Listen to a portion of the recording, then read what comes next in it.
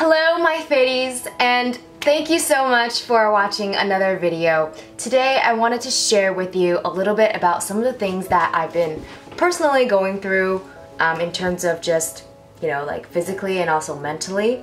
It's been a while since I actually did a life update since, traveling to Vancouver sometime in the beginning of June / end of May, and then having all that like video corruption. Guys, there was a lot of footage that I had to cut out because it didn't work. Like, I couldn't bring it into my Adobe Premiere to edit anything. The videos were corrupted and I was devastated because I spent so much time editing that. Anyway, I'm on to a new, I guess I want to say, chapter of my life now. In Vancouver, I really had pushed a reset button, and I didn't realize how stressful my daily life could be.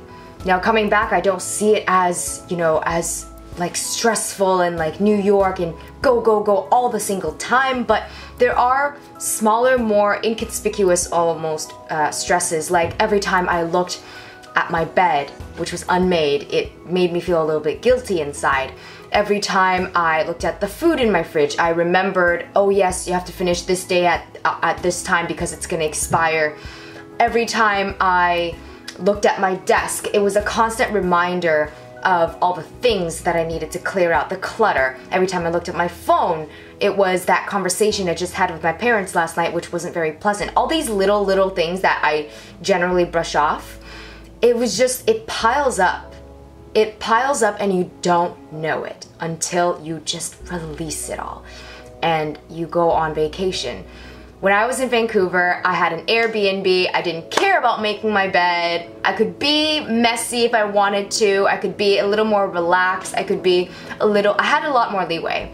And I couldn't allow myself to worry about the general things that I worry about, like putting my vest on top of the chair so that it's ready for me to just slip on as soon as I wake up tomorrow, so I don't waste time or I don't dilly-dally looking for it. Like those things, it didn't really matter. I'd had these protocols that put me up for success back at home, but I didn't need to do that in Vancouver because everything was just, it was vacation. Where was there to be? Except to just be. So I learned that a lot, and coming back from Vancouver, I have been trying to get out a little bit more. I have a bit of social anxiety when it comes to going out to meet people, and it doesn't come off that way generally at all, especially if it's the first time. If you meet me, I come off as super duper extroverted. I'm really talkative, I'm really smiley, I'm very approachable, and I'm very much agreeable. So that has always been a blessing in terms of like networking and meeting people for the very first time, but also deep inside I feel like I need to take care of the other person. I feel like I need to make you like me. I need to be this persona to have that sort of validation from you, if that makes any sense at all. So on my part, it comes from excitement, but it also comes a little bit from nervousness and a bit of fear. So in the past, last summer, a lot of times I would try to get out and I would end up staying at home or being just somewhere indoors all day long on the computer, which just sucks the vibration, my high energy vibes right out of me because I stay on for way too long and it's not very good for my eyes or brain.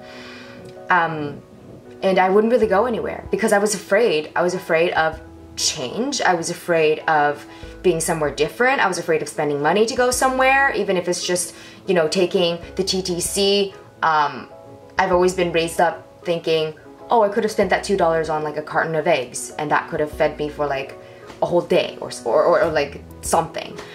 I could have done this. I should have, I would have. Those were the things that held me back so much last summer, and to this day it still does hold me back a little bit, but it's getting so much better.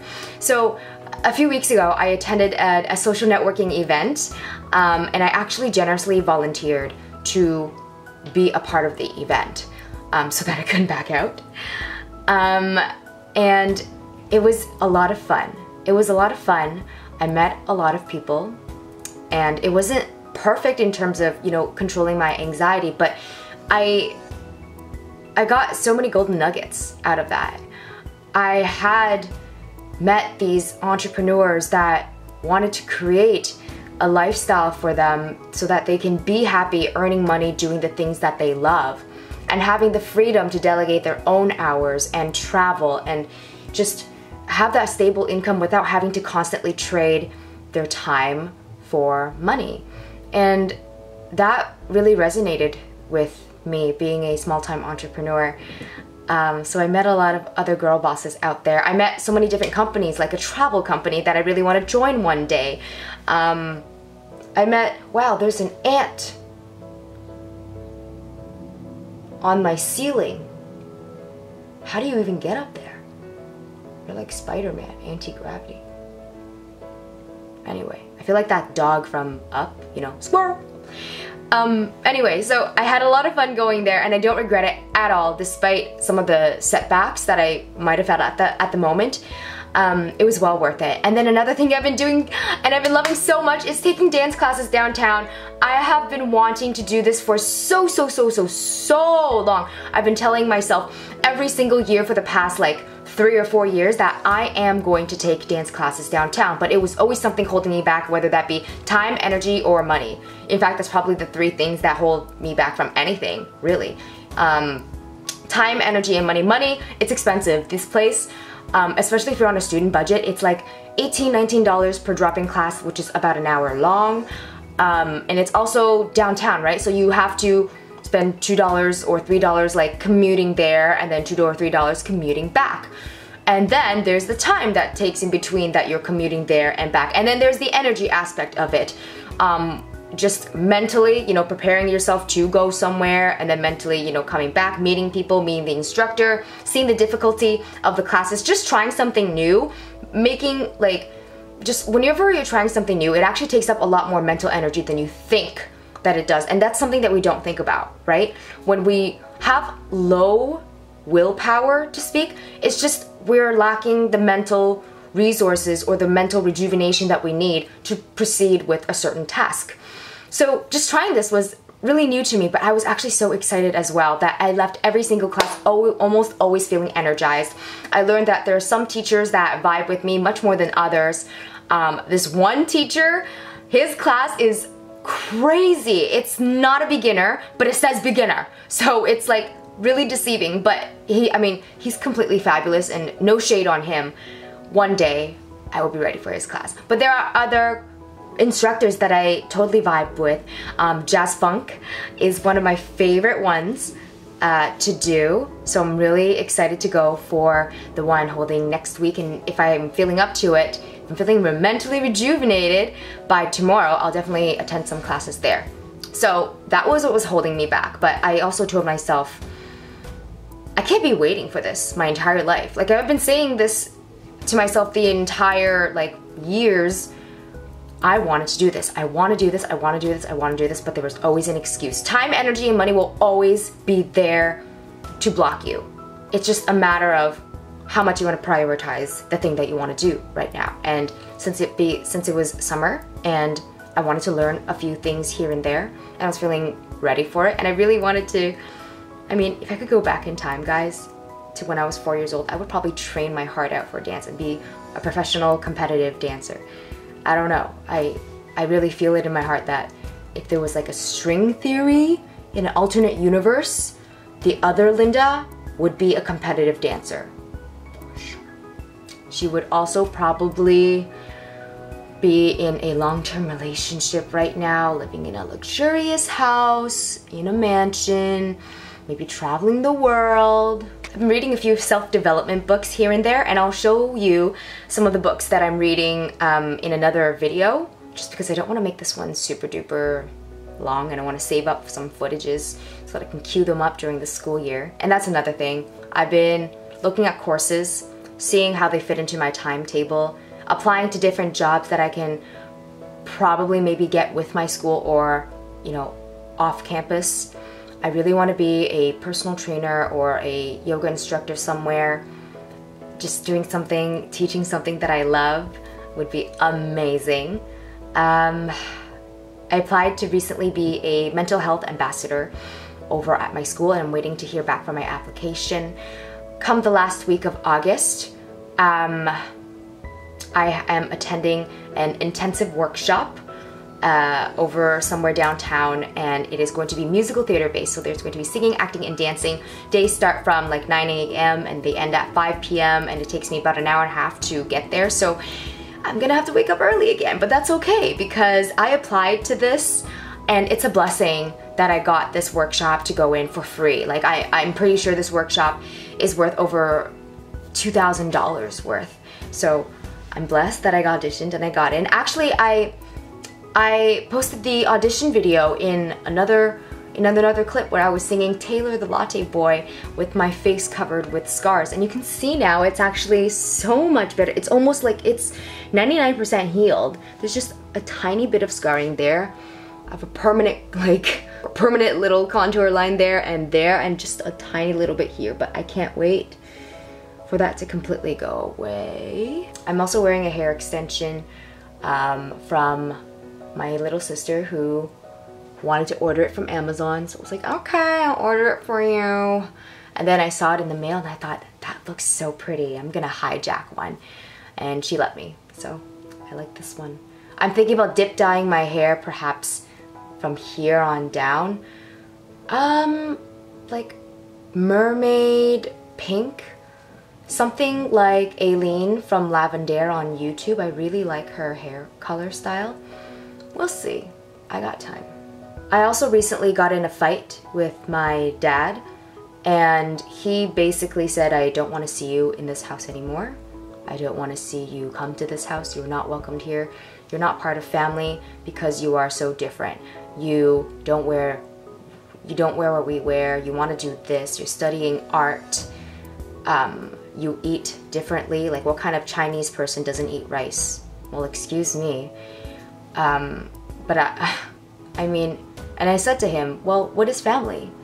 Is family just doing the same things together, or is family about supporting each other and loving each other through ups and downs and helping each other out? I mean, a group can wear the same things, they can do the same things like they're robots, but if there's no emotional connection there, what makes you a family? And that's why I firmly believe that just because you are family by blood does not give you a shitty reason to treat me like shit. It doesn't give you an excuse, it doesn't give you a free pass to treat me any different. So family is truly who you consider closest to your heart, closest in terms of emotional support. So whether they're related by blood or not, it really doesn't matter. I felt closer to my friends than I do closer to my parents a lot of times in my life. And actually that's probably how I feel most of the time in my entire life, ever since I think maybe grade 6, moving upward. Yeah, but I have faith that one day that he's gonna come around and he'll see. Right now I'm currently living on my own, paying for my own rent, near my school. I'm okay with that. The day I moved out, it was one of the best days of my life because I knew I had that freedom that I so yearned to get. Anyway, that was a life update in terms of my mental state and physically what I've been doing. I've also forgot to mention, I have 2 other part-time jobs beside my own side hustle here over on YouTube, my blog, and social media, building my brand as a social influencer and fitness guru. My other 2 part-time jobs, one of them, I still work at a call center to fundraise. So I do that about like 9 hours a week. And then the other place I work as a personal assistant to a producer. And I've been having a wonderful time helping him out, delegate his tasks, do his errands, answer his emails, do some researching for him, organize a lot of his files. I'm doing all your crap. But that's what you pay me to do. And I've been liking it. I've been liking it a lot. I've been looking at getting more personal assisting opportunities for other coaches out there, like life coaches, personal trainers, motivational coaches, productivity coaches, spiritual coaches. It's something that I'm truly passionate about. And I can't wait to fully launch my full program as a life coach as soon as I graduate. So right now I'm taking on, like, I have a very few spaces to work with me as a life coach, and also, you know, personal training, because I have these other priorities that I want to take in hand. And also working on the program that I'm launching after I graduate. And I have one more year, and then I graduate from university and get my bachelor's. That's my other part-time job, which I spend about 15 hours doing a week. And that is the full update. That is the full update on where I'm at, what I've been doing lately. All right, my fitties, I will see you in the next clip.